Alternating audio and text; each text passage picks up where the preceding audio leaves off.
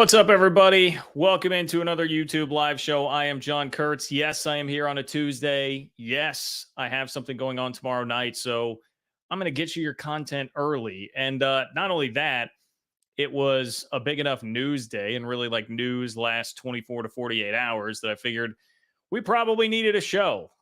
Florida State took an L in court on their own home turf, as a matter of fact. The Pac 12 is no longer an actual autonomous / Power 5 / Power 4 conference anymore.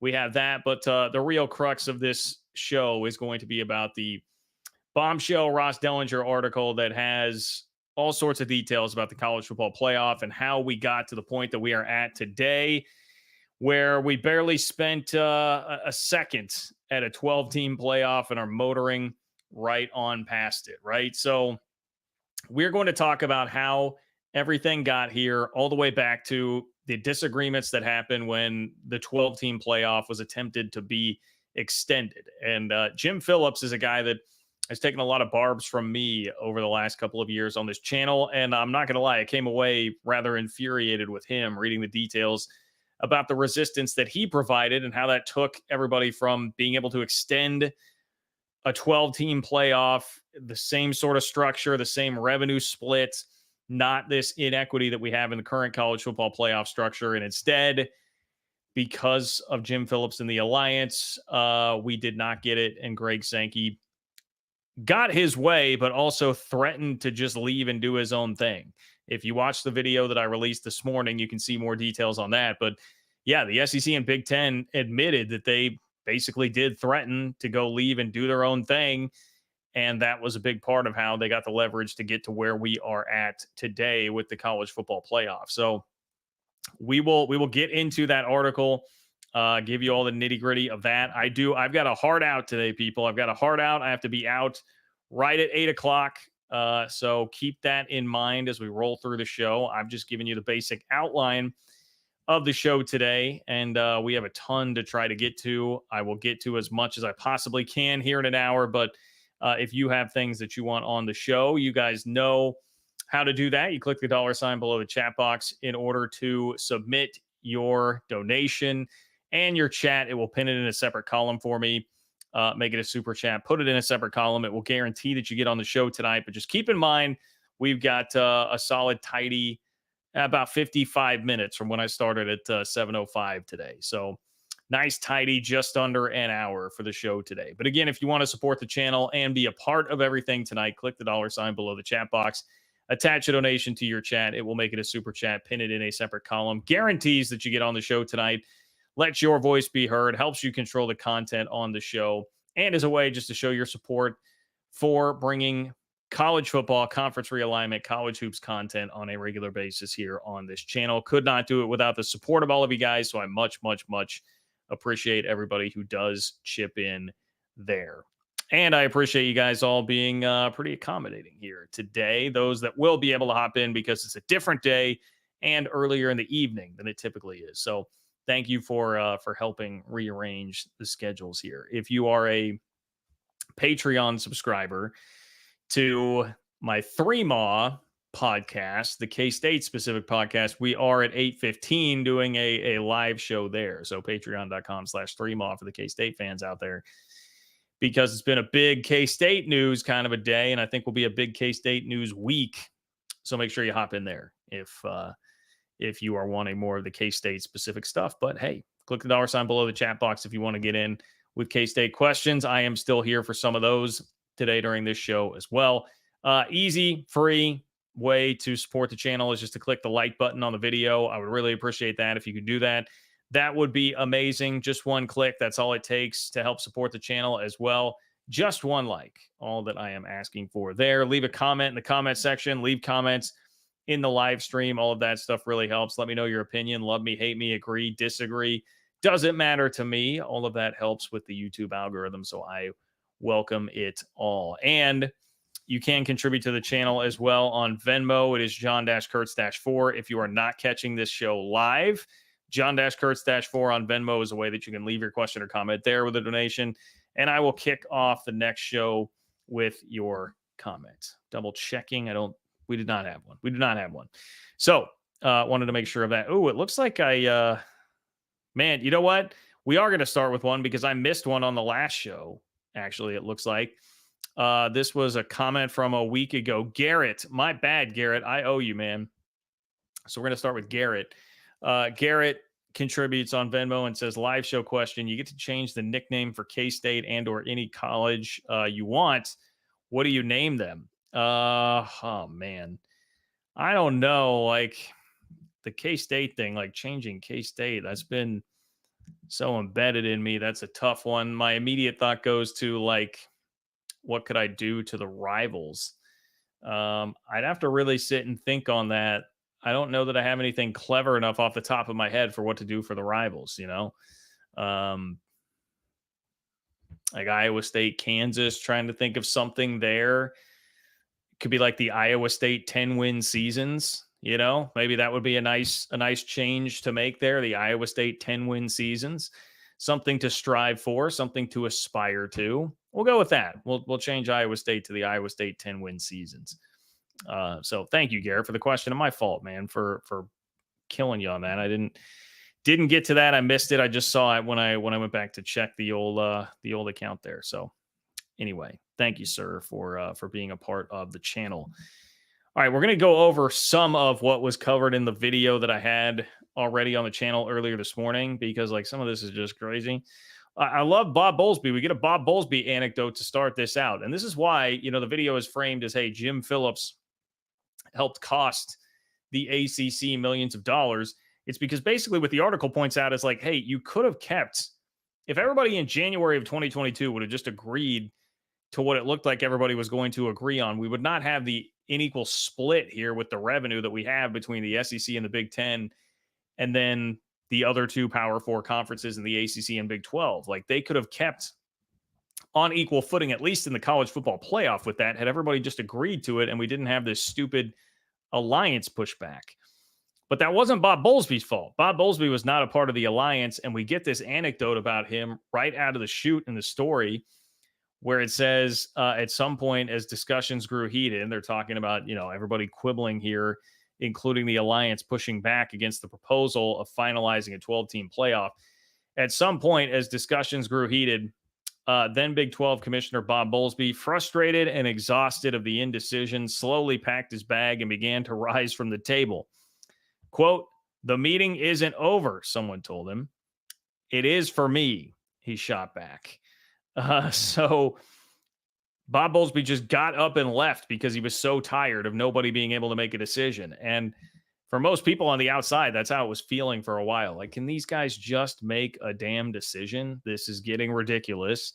Nobody will actually just step up and get on board. There is too much resistance here from the alliance. And it felt like it was just meetings after meetings. Hey, we're going to do a Zoom call. We're going to get this meeting in action, and nothing ever happened. Bob Bowlesby was fed up for it, and that's Bob with it. And that's Bob Bowlesby, who is kind of a milquetoast guy, right? I mean, not the personality type that you would expect to do that, at least the public persona of Bob Bowlesby that we always saw.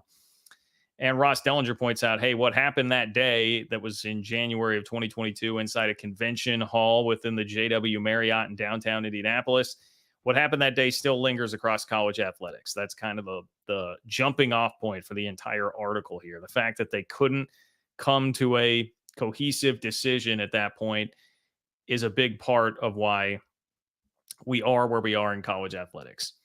So Dellenger then says, last month, more than 2 years later, commissioners agreed on a new college football playoff structure featuring an uneven revenue distribution that is likely to have long-term financial impacts on the industry. The revenue model, a combined 58% of college football playoff cash flowing to two conferences, the SEC and Big Ten, presents adverse budgetary impacts for the other 99 programs in the FBS and grows the gap between them and the sport's two giants. But could this have been avoided if a decision were made in 2022? This is the MAC commissioner that we're about to get a quote from. The MAC commissioner, John Steinbrecher, who Dellenger calls a leading voice in college sports, who often chairs the college football playoff commissioner meetings. Quote, "Our inability to conclude a deal 2+ years ago had a pretty significant impact on where the financials ended up. What was on the table in 2022 was simply different.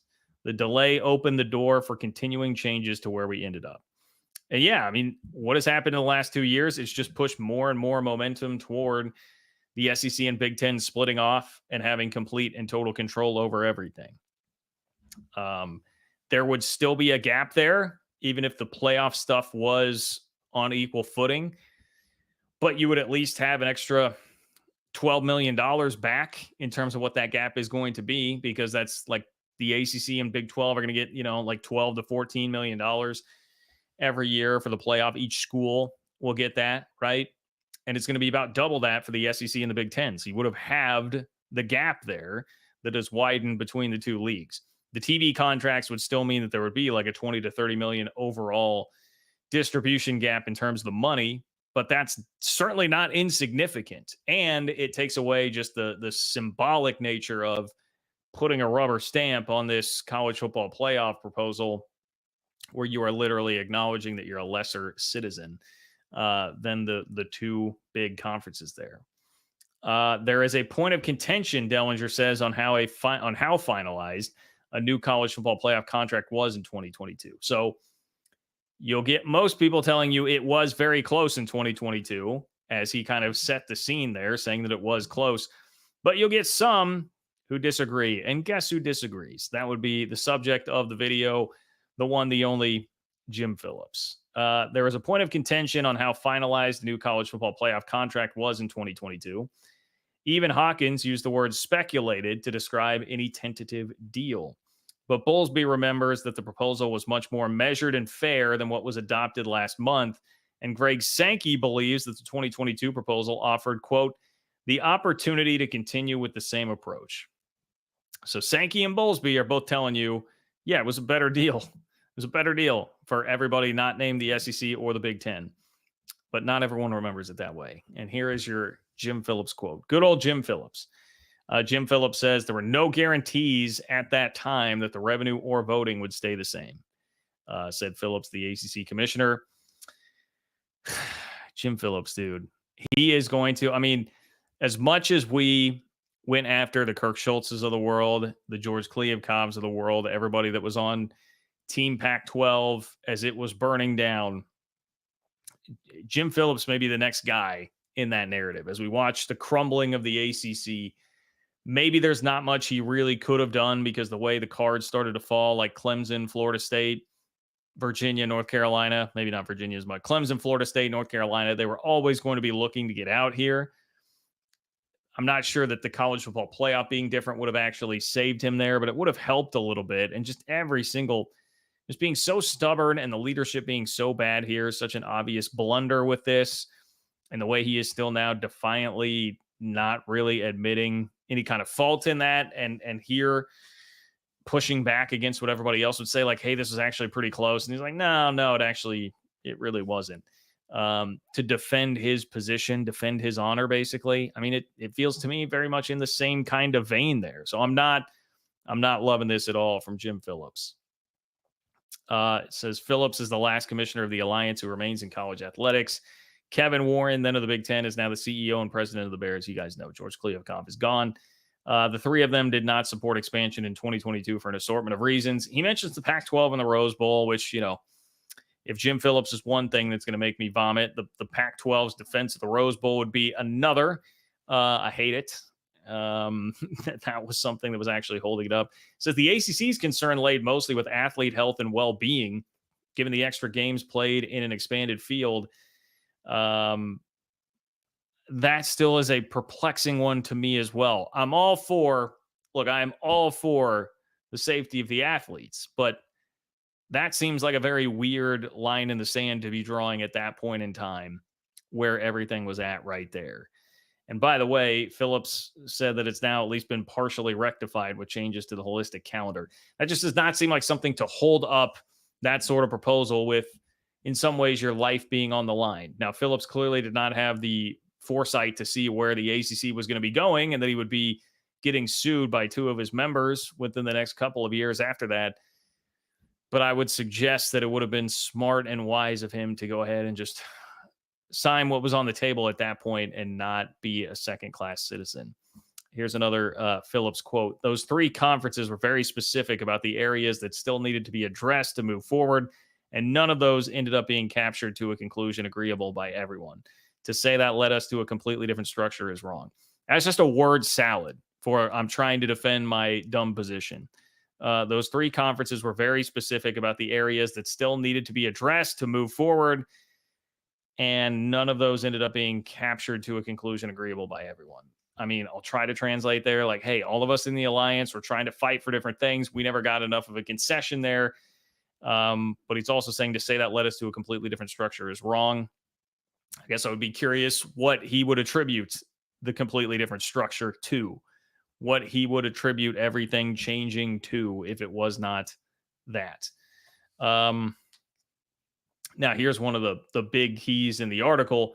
Would the SEC have really taken its proverbial ball and left the college football playoff? Absolutely, said SEC Commissioner Greg Sankey. He told that to Yahoo Sports. So this is a specific interview that Greg Sankey did with Yahoo Sports. When we ended that set of meetings in January 2022 without a decision, I was clear. If you are going to walk away from this opportunity, we are going to reevaluate our position on format, revenue sharing, and governance. Which we were screaming. Certainly I was screaming at the time, like, yeah, don't test Sankey. Like, you got to agree with this thing or be content with the fact that they're going to go do their own deal. Now, Greg Sankey can also talk tough here. This is probably an angle that deserves bringing up. Greg Sankey, from the safety of having latched on to this new college football playoff and having some time under this contract where theoretically nothing will change, they wouldn't take their ball and go home and do their own thing, he can turn around and be like, well, yeah, absolutely, we would have left. Talk a tough game about it. Would he actually have done it? Because, you know, if you watch the Andrew Marchand interview that was on the channel here recently, he kind of said, like, I do think the Big Ten and the SEC need to be careful about not being the one to just completely tank this thing, to completely blow it up and take the heart and soul out of college football.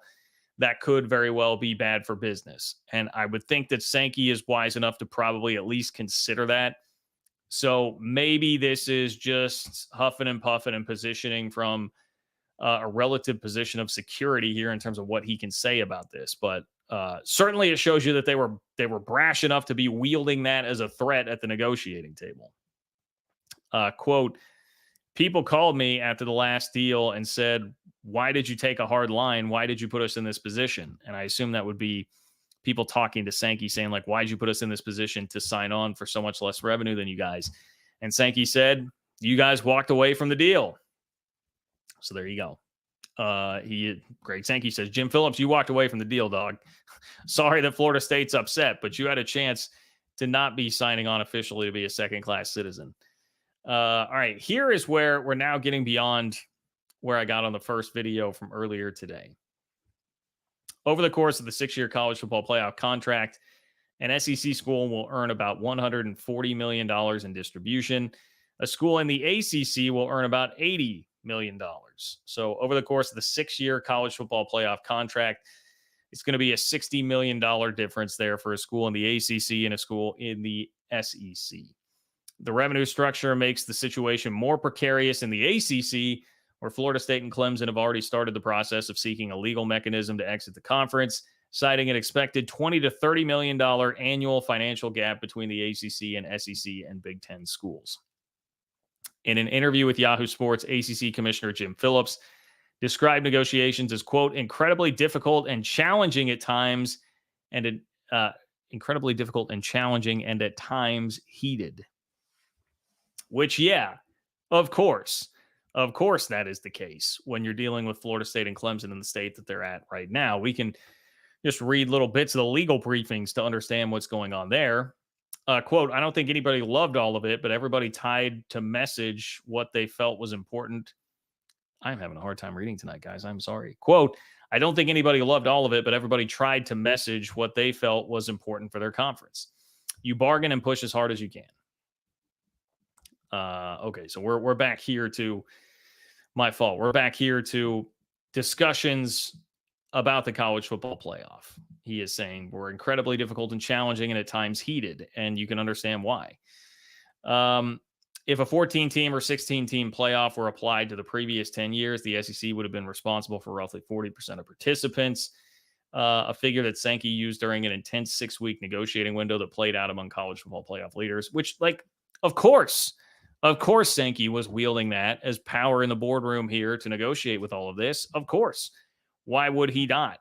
And you had a chance to not push him to this point.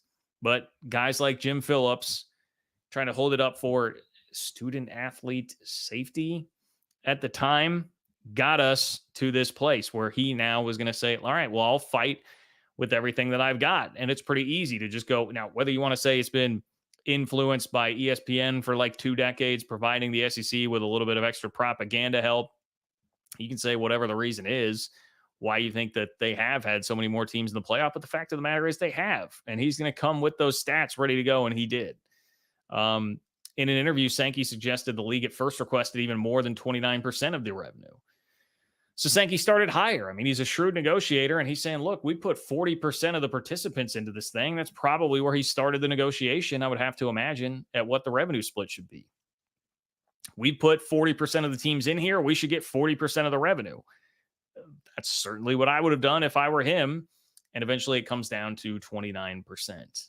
And this is what you get when you don't just take the handout, which is really what it was at the time in early 2022. It was kind of a handout to everybody else to be able to just say, well, hey, we'll take this and go. And it's not going to be an inequitable revenue split. Sankey says, quote, we varied a bit from the original revenue target. I presented the research. It's simply negotiating. Yeah, I mean, look, Sankey's a no-nonsense guy. That's a no BS kind of guy. Of course, for him, it's going to all be business. It's going to all be business.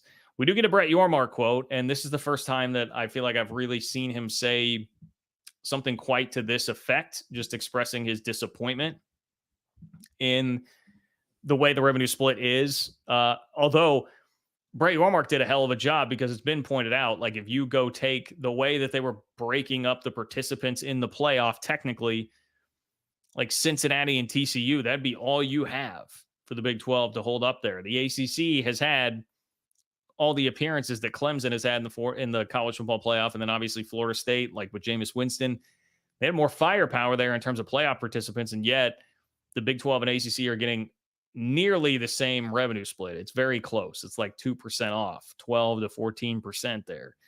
So Brett Yormark did a hell of a job negotiating based on what the numbers actually said for him. But obviously overall, it's not going to be a great thing for the league. And Yormark admits that. He says, quote, I can't sit here and say I'm thrilled with the revenue model, but it's the best deal we could get. And that, I think you got to give him credit for, that it absolutely is. That is definitely the best deal that the Big 12 could get. Yormark says, I'm bullish on the Big 12 and I'm betting on the future. With the investment we're making in football, we will be in a better position when that look-in presents itself. Of course, he is referring to the look-in that he fought hard for after a couple of years in the contract. And there's also a look-in that kicks in if there is extra conference realignment. So if the Big 12 winds up scooping some schools out of the ACC, if and when that implodes, you can rearrange how exactly you are doing the revenue splits at that point, which makes total sense. And it makes sense why Brett Yormark would be kind of leading the charge on that. Now we get into Notre Dame a little bit. Negotiations mostly involve the 4 power conference commissioners and new Notre Dame athletic director Pete Bevacqua. The 5 held group calls multiple times a day for roughly 3 weeks. During negotiations, Bevacqua did not have to fight to keep Notre Dame's place within college football playoff governance, which he said is a testament to Notre Dame, not to me. However, he did acknowledge conversations among a small subsection of leagues, the Big Ten, SEC, and perhaps Notre Dame, walking away from the current structure. He did acknowledge conversations about walking away from the current structure. So again, this is another person in the article. We get this like roundly admitted by many people that there were discussions about the Big Ten and the SEC, and conceivably Notre Dame being a part of that, walking away and doing their own thing for the playoff, leaving everybody else behind. Quote, you say walk away, but walk away into what? Bevacqua said. What would the landscape look like if we couldn't have negotiated a deal? That was such a great unknown. During an interview with Yahoo Sports, Tony Petitti of the Big Ten emphasized it was a real possibility. So here's party number 3 that is admitting this was a legitimately real possibility. Quote, I think we felt confident that we were willing, if we couldn't craft a deal, that we'd look at other options. We would have started over, he said. Without seeing better alignment, we weren't going to sign. We were 100% confident and made it clear that we were only going to do a deal that worked for us. AKA, you guys screwed up at this point. We're only going to do a deal that tilts the scales in our favor, which is exactly what happened. Thank you to Jim Phillips and company. During a meeting of college football playoff commissioners in November, well before the revenue negotiations began, a discussion point emerged about the college football playoff's future. Quote, there was a belief that all of us had to stay together as is. I never viewed it that way, says Greg Sankey. Man, there was a belief that all of us had to stay together as is. I never viewed it that way. Sankey's honest and stunning admission may indicate the future course of the SEC and perhaps the Big Ten too. It casts doubt on the glue that binds the 9 leagues together. It's another piece of this, man. Sankey is now coming out and saying this publicly. Yes, you have a 6-year contract with the college football playoff right now, but Sankey is, in essence, choosing to immediately hold this power over everybody else now publicly. He may have been doing it privately too, but he's holding it over everybody publicly. Like, here is the threat. If you do not give us what we want in the future, when this thing comes up in 6 years, we'll just go do our own thing. We'll leave. And if you guys have properties that have developed to a point that we like them, we'll just snatch them on our way out the door too. We don't care. That to me is Sankey is turning into, well, he's already been kind of the dark force here, the evil Sith Lord of college football and college athletics, but he doesn't care. I mean, he makes no bones about that. And this is why you do an interview like this, to get this message out there, like a warning shot fired from Greg Sankey. Not only did we already discuss it, like, we'll do it again. I do not feel like there's anything that binds us to have to stay together. Once again, I will say, guess you can weigh how serious you actually take Sankey in that. Is he totally locked into that? Is this talking tough when he's got a 6-year contract and won't have to actually worry about it for 6 years, being the guy that could be largely blamed for busting up the heart and soul of college football as it is and taking his ball and going home? Maybe so. Probably not. I would have to imagine these are probably closer to serious than not. Schwartz, who's somebody else quoted in this article, and my apologies, I do not have who that is offhand, but believes that the future is not necessarily 2 20-team conferences that create a separate entity, as so many predict. Instead, he sees 2 24-team conferences plus a third, possibly 3 20-team leagues. Quote, they'd all love to rip one of the 4 apart and make it a big 3. Said one high-placed college athletics insider, 5 power leagues could not survive, neither can 4. Well, that definitely seems to be where this is all pushing, right? Everybody says it's basically inevitable that the ACC is going to implode. In fact, let me see if I can pull up a Ross Dellenger quote I saw. I think it was it from Feinbaum that he was on today? I want to say that it was. Ross Dellenger on looking into the college football playoff or college football crystal ball, quote, Clemson and Florida State are not going to be in the ACC for the permanent future, whether it's 2 years, 3 years, 5 years. So Ross Dellenger, who wrote this article, said that today on the Paul Feinbaum show. He does not think that is going to be Florida State and Clemson long for the ACC, which means that league is not going to be lasting for long, and it would blow up, and then you would have 3. So everybody just forecasting what we kind of all can see. On February 2nd, 4 days before playoff leaders met in Dallas to begin serious negotiations over the particulars of a new deal, the SEC and Big Ten announced they were creating a joint advisory board to explore the pressing issues in college athletics. Again, 4 days before playoff leaders met in Dallas to begin serious negotiations, the Big Ten and the SEC announced this joint advisory board. Dellenger asked, was this strategically timed as a way to position the 2 leagues as partners ahead of negotiations? Many believe so.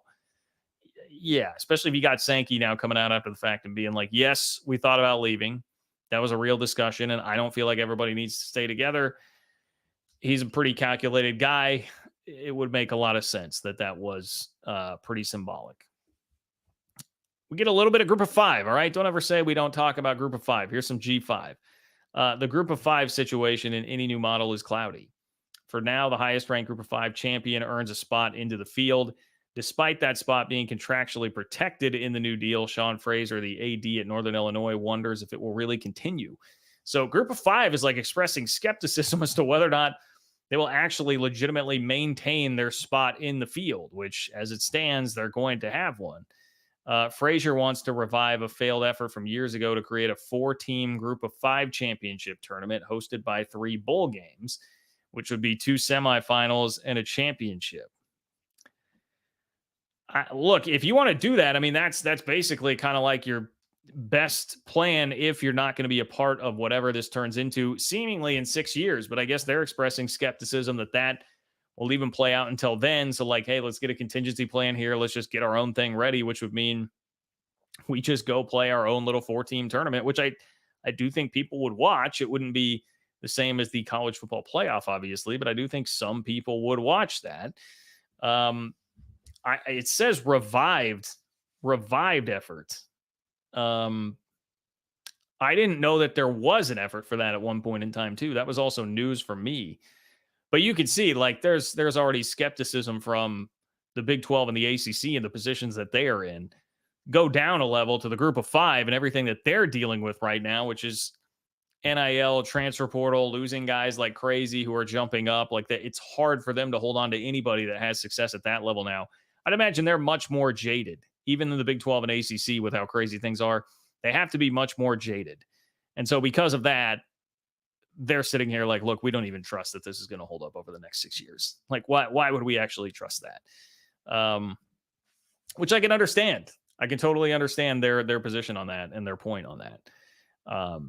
So I did want to, in fairness, provide a little bit of context there. Like if you're a G5 school, you got to be sitting there like, dude, this is total BS. Like we got nothing now.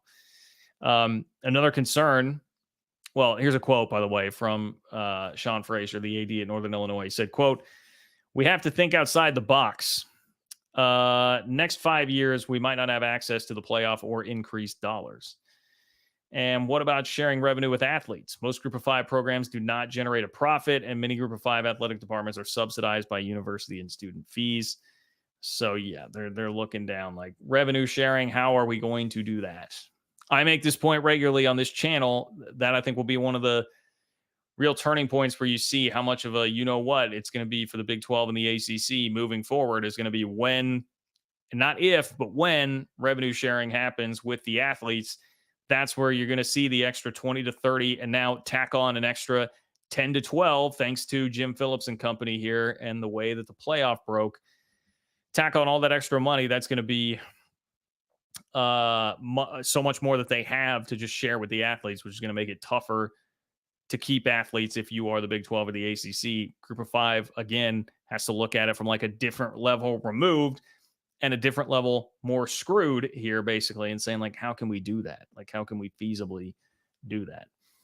Revenue sharing complicates matters and further tiers the football bowl subdivision. Quote, "There's not been a level of communication about what this is going to look like for those of us left behind," said Jared Mosley, the athletic director at North Texas. You have 2 conferences out here trying to forge a path best for them, and there's not been a discussion about what does that look like for everybody else. In the ACC and Big 12, the gaps in college football playoff revenue structure sent some administrators scrambling. They had budgeted for more in future revenues. For instance, in the previous structure, each Power 5 conference earned about an 18% cut of college football playoff dollars. If that remained the same in the new deal, Big 12 schools will be getting at least $3 million more annually. Yeah, so you're not getting an 18% cut anymore, right? We said it was like 12 and 14. It's in the 12 and in the 14 for the ACC, 12 for the Big 12, 14 for the ACC. Quote, "What's going to happen is if one of those Big 12 schools have a good year, their coach is going to be hired away by the SEC or Big 10, and they're going to feel the pain the G5 has been feeling," says Andy Schwartz, California-based economist. This is where, again, I would push back on Schwartz a little bit and say, well, we've been hearing that about the coaches for a while, and it hasn't really come to fruition the same way that everybody thought. But you're going to feel it when you got a revenue share and you have a player that has a great year. You have a quarterback that blows up. Good luck keeping him when the Big 10 and SEC schools have so much more money to throw at them. That's when I think the people who predicted like Northwestern would be able to poach like good Big 12 coaches because they'll have so much more money. You'll start to see that more at that point where they could perhaps be poaching players then. And the portal could get really, really wacky. Really, really wacky there. We have okay. I've got to, I do have to, I do have to pause here. Let me first of all remind you, if you guys want to be a part of the show, you want to guarantee that you can be a part of the show tonight, click the $ below the chat box. In order to do so, you will attach your donation to a chat. It will pin it in a separate column, make it a super chat for me, and it will get you on the show guaranteed tonight. Control the content, voice your opinion, and support the work that I'm doing to bring you this college football conference realignment content on a regular basis here on this channel. But I got to RX, man. I hope you didn't leave. What coach is even worth taking from the Big 12? Have you paid attention to every single job opening that has occurred in the Power 2 ranks over the last 5 years? It is always a slew of Big 12 coaches that are mentioned for that job. This is, I've got to attack this because this is just so, you can attack the Big 12 for plenty of things. Call it poor, not enough money, whatever. But if you're saying what coach is even worth taking, why Lance Leipold, Chris Kleiman, and Matt Campbell, why do they come up for every single job opening in college football? Washington chased both of the first two on that list. For sure, I can confirm that to you.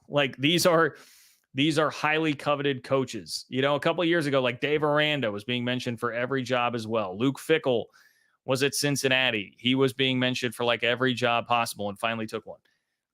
There is great coaching in the Big 12. The coordinators have been poached. Kansas and K-State both lost their offensive coordinators to Texas A&M and Penn State this offseason. So, you outed yourself on the way out the door there. RX is pretty ignorant with that comment, but had to get after that one, guys. Had to get after that one. TCU Athletic Director Jeremiah Donati has been outspoken publicly about the new college football playoff structure. Quote, "We shouldn't be surprised that the conferences and schools are going into this acting solely in the best interest of their conference and respective institutions. We've demonstrated for years this is our model. We don't make decisions in the interest of the greater good." Very well said. I don't always agree with Jeremiah Donati, but that's very well said. We shouldn't be surprised that the conferences and schools are going into this acting solely in the best interest of their conference and respective institutions. We've demonstrated for years this is our model. This is what we do in college football. We do not act in the best interest of the sport. It's every man for themselves because there's never been a strong governing body controlling the greater good of the game, right? We have never actually had that. And the only pushback that you'll get on that from folks in Big 12 or Big 10 and SEC country is just basically cope harder, cry more. Okay, because yes, the Big 12 and ACC are not on the winning end of this, but you can't argue with the legitimacy of the statement. That's always what it's been in college sports. It is one of the things that makes it unique and uniquely frustrating and is frankly going to be the downfall of the sport. So Donati's right in saying that. It's going to fall on deaf ears to the people in power because they're in power. Now we get a little section here in Dellenger's article, and I'm telling you guys, this is a freaking marathon of an article. I've got 16 more minutes with you here. So if you do have something, click the $ below the chat box in order to pop that one in there. And please like the video if you can. Would much appreciate that support as well. But we get a little bit about the Super League proposal that has been going around, and we talked about ad nauseum here on this channel. A group of college athletic administrators backed by private equity and led by turnkey ZRG search firm CEO Lee Perna developed a plan for a long-discussed Super League that would break out FBS football into a separate entity by rearranging conferences for geographical purposes and consolidating broadcast rights for higher revenue values. Plenty of respected voices in the college and university sphere, even those in the SEC and Big Ten footprint, supported further examination of the plan and encouraged commissioners to delay any college football playoff agreement. All right, how about that one? All the haters out there and everybody who's like, well, look, this will never happen. The Big Ten and the SEC will never get on board with this. Why are we talking about this? This is stupid. There you have Ross Dellenger, who did a deep dive on this, reporting, saying there were actually some in the SEC and Big Ten footprint who did support further examination of the plan and encouraged a delay of the college football playoff agreement. Some sanity there. That tells you that this is there are legitimate things that make a lot of sense in that proposal. If those that have the power completely tilted toward them actually looked at it and said, hey, this might actually be for the best. Whether that's them believing in just greater good of everybody, or it's still a selfish, hey, we need to make sure that this thing's good for the long haul. And if we go too far, too quickly here, we're going to jeopardize the long haul for all of us. Either way, I don't care. It still speaks to me to the validity of what was actually in that Super League proposal. So that was an important one for me. That was an important passage in all this for me. That there was at least a little bit of support within those Power 2 conferences from there. North Carolina Athletic Director Bubba Cunningham, part of the Super League group. And look, I would also point out there, yes, North Carolina is still in the ACC, but North Carolina outside of Notre Dame is the most coveted option that is not in the Big Ten or the SEC right now. They've got tons of options. They will be a part of whatever it is that they want to be a part of eventually here. So it does mean something that Bubba Cunningham, who is the athletic director at North Carolina, has thrown his weight behind this as well. I would also submit that to you as something fairly significant. But he believes the concept offers a financial solution for athletic departments fearing a reduction of sports teams with the onset of revenue sharing, while also providing an alternative to what many project as a 30 to 40 school professional college model. But there are hurdles. Quote, if you go down this route, it requires you collectively bargain, he said. That may be where we end up anyway. I think you'd also need some legal protections from Congress. In the end, the obstacles were too great, chief among them the implosion of longstanding conference affiliations and the abrupt end of league TV contracts. Yes, I get it. That is the, throwaway, short paragraph, hey, oh, by the way, it didn't work because the Big Ten and the SEC would not want to do that, would not want to blow up the conferences where they hold all the power, and the TV deals are not going to just go away. Like ESPN and Fox don't want to rip those contracts up. So, it is funny that you just kind of toss it out there at the end. Hey, that's why it doesn't work. Those are two massive, massive, massive hurdles. I do get it. So the haters of the Super League can have their fun at that. Quote, the biggest thing was ESPN and Fox, said one person with knowledge of the talks. They were not going to rip up cost certainty to redo the media landscape. And look, I get it from much as I hate it and I hate them. I get it from their position there. However, the mere possibility of the Super League was, quote, an existential threat to some conferences, Steinbrecher said. This is the MAC commissioner. Some of the most valuable programs in several leagues were approached with distribution figures in the 9 figures. Yes, 9, according to those with knowledge of the talks. The mere possibility of the Super League was an existential threat to some conferences. Some of the most valuable programs in several leagues were approached with distribution figures in the 9 figures. Boy, it was mentioned in the room as a concern, said outgoing American Athletic Conference Commissioner Mike Oresco, but I never bought it. So Oresco didn't buy it. The commissioner of the MAC did buy it. Bavakwa, who is the athletic director at Notre Dame, says multiple concepts were on the table from different groups, including concepts that disrupted the system and fundamentally recreated the college football space. All of it led us to believe the best solution was to continue the college football playoff for 8 years. Yeah, so some skepticism there over whether or not there were 9-figure offers actually on the table for people. I promise we're getting relatively close to the end here, and I'm going to have to squeeze to even get all of this in. I also promise you that later this week, I will give you the Florida State content, the Florida State update about their loss in court. Nothing to freak out about. Basically, they're going to have to re-clarify a point that they are making. That was what the judge said, and this was their hometown judge, the judge that is, oh, by the way, a Florida State grad. They're going to have to tweak a little bit of something there after another fairly long day in court, but nothing terribly major for the Noles, and nothing terribly surprising in that, again, the other big story this week being that the Pac-12 has lost its autonomy status. You knew that was coming with only 2 schools there. So just really a formality at this point, but one of the, I guess, final nails in the coffin for the good old Pac-12, that they are officially no longer an autonomous conference. Let me hop in. We'll talk to Kenneth here real quick. Kenneth, appreciate you, my friend. If you want to be like Kenneth, click the $ below the chat box in order to hop in. I've got 10 minutes on the dot here before I got to leave. So you've got 10 minutes, kind of buzzer beater time, basically, if you want to get something in tonight. Kenneth, appreciate you. Kenneth says, once the Power Two consume the ACC's best brands like Florida State, Clemson, North Carolina, and Virginia, they will come back for seconds in the Big 12 with brands like Kansas, Arizona, Utah, and Colorado. It's sadly inevitable. I guess it depends on where you're taking this out to its final conclusion. Like, out of that group, I think the only one, first of all, there are a lot of schools in the Big 12 that would fight you about who you pick there for the best brands. Like Kansas, because of the basketball, that's the one entity there that, like, I could say, yeah, like maybe that would happen. I think everything else, how far are we going with the super leagues here? How many teams are going to be included with this? Are you doing 24 team leagues? Then, like, okay, maybe. I think by sheer numbers, you might have to start dipping more into the Big 12, that kind of best of the rest conference, whatever's left sort of deal there. But outside of Kansas basketball, Utah, Colorado, and Arizona, I don't think that's driving enough. Like, because remember, there's not an unlimited amount of money here. Like, if you're adding schools to the conference, the TV contract has to increase by, if it's $65 million that every school is getting, they would have to add an extra $65 million into the TV contract for that.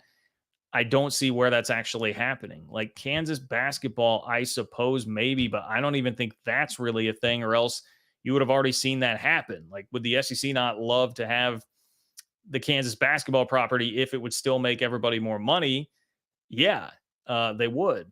But it's about the money, and that's kind of been drying up in the TV space. So, like, I agree with the sentiment that, hey, if they want more of those brands, they can eventually come for them if the money is there and if they decide to open up their kind of NFC, AFC sort of proposal large enough. And if you do like a lot of people project, like a 24 team, you probably would dip into the Big 12 a little bit.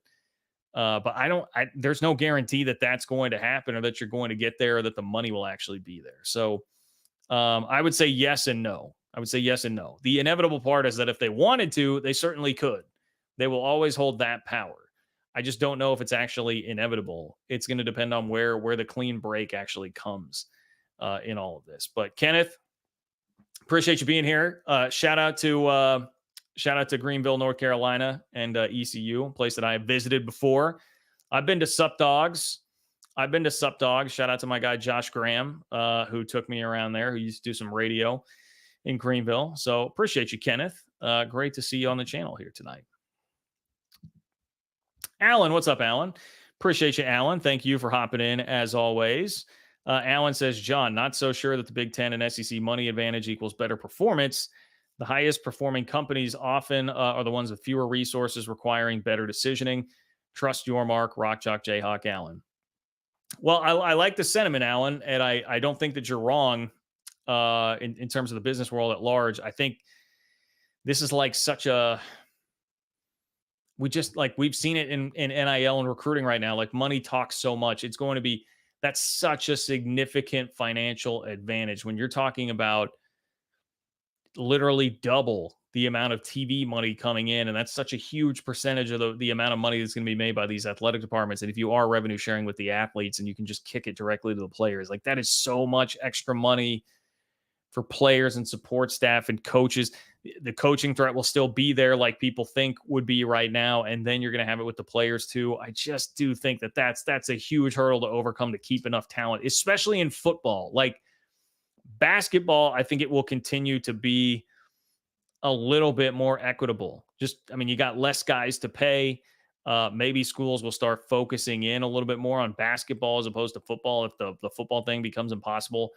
Football, there are so many guys. You got to have so many dudes to make a huge impact that it's more of a struggle. So I think it's two different conversations we're having, basketball versus football there, and how all of that works out.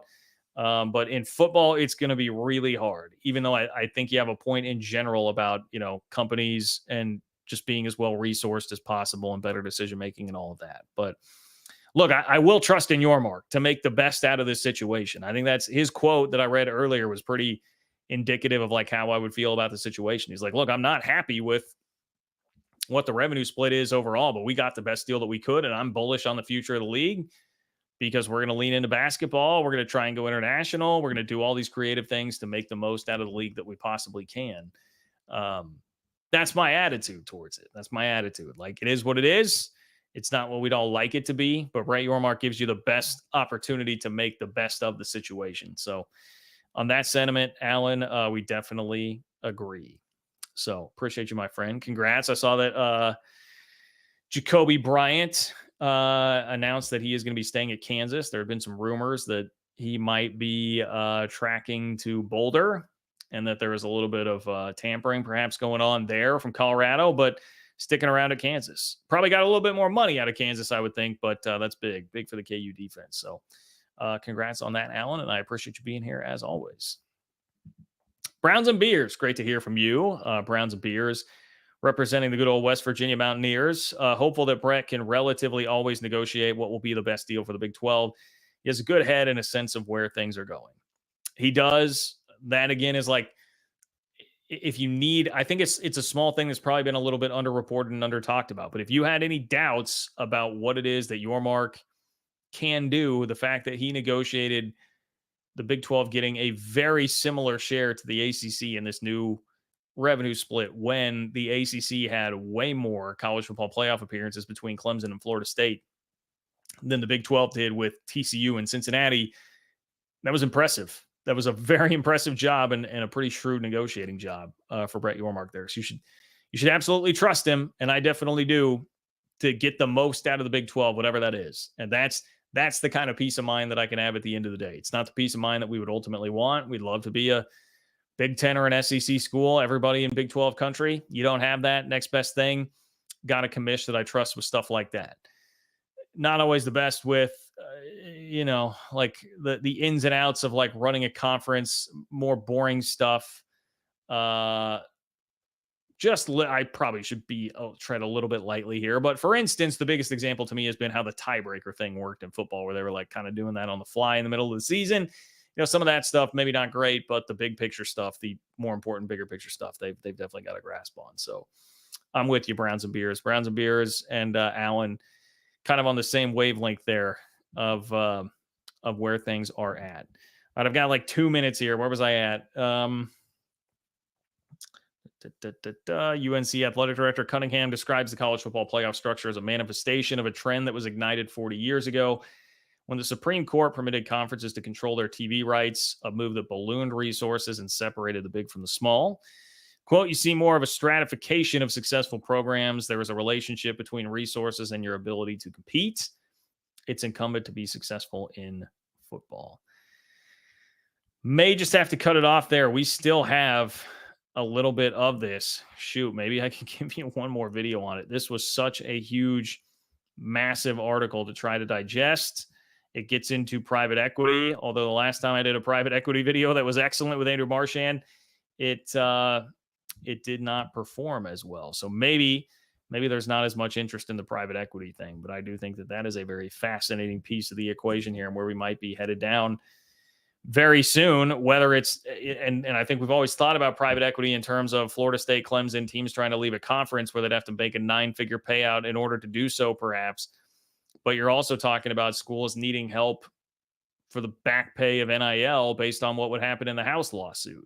So I think that opens another door for private equity to come into college football. So look for some more content on that. The Florida State situation with the latest on their court loss that they took earlier this week, and the Pac-12, and, whatever the hell else is going to happen this week.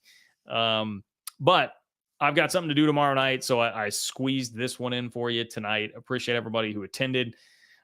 If you were not here, remember John-Kurtz-4 on Venmo. You can submit a donation there with your question or comment, and I will read it to kick off the next show, which next live show should be on Sunday. So you can still be a part of things, even if you didn't make the amended time this week. I'm sure that definitely caught some people off guard, but it is what it is. Tell your friends about the channel, word of mouth, social media, Facebook, Instagram, Twitter, X, wherever it is that you're on social media. Let people know about the channel, other fans of college football, college athletics. Let's continue to grow this great community. Like the video on the way out the door. Totally easy way to support the channel. Leave me a comment in the comment section underneath the video after this post. What do you think? You want to take some shots at Sankey? You want to take some shots at me? You want to take some shots at Jim Phillips? Whoever it is, that would be great. I would appreciate all of that. Take care. Thank you guys for being here, and I will talk to you all soon.